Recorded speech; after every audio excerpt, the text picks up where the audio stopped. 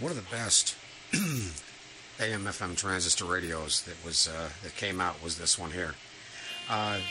There were 5 different brands you could get this radio in.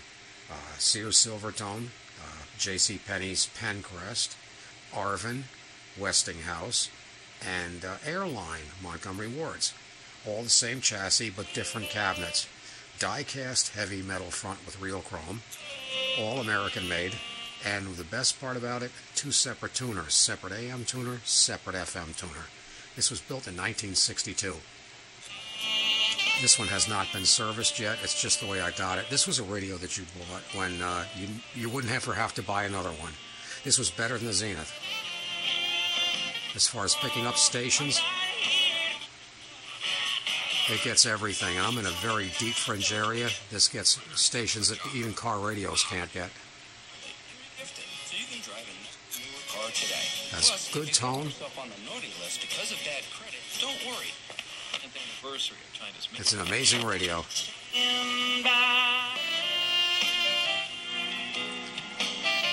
Now we'll take a look at the inside of it. I have another one apart. This is the J.C. Penney's brand. And this one here that I have apart is the Sears Silvertone brand. And if you notice here, it's the same face as the J.C. Penney's one.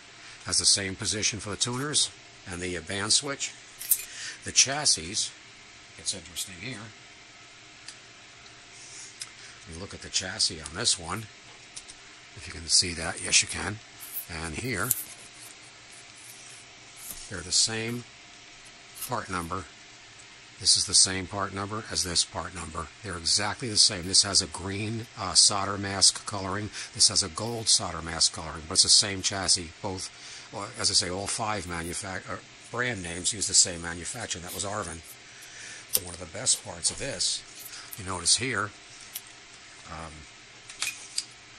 getting back to this 1962, you notice that the two-piece transistor here, right there, that's made by Philco, and Philco, of course, had the edge when it came to high frequency, that is FM radios.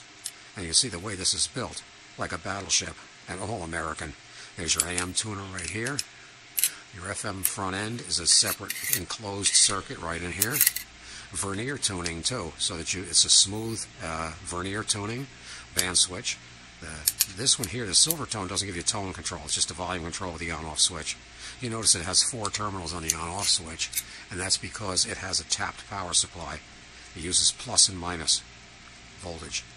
It has a 4-inch speaker, and very well made. And this one I just started working on. This one had a hard life. This was stored damp. You can see the corrosion all over the terminals, but it's going to be brought back because it's one of my favorite radios. The design is excellent. But anyway, just thought you might like to see that. That's our radio du jour.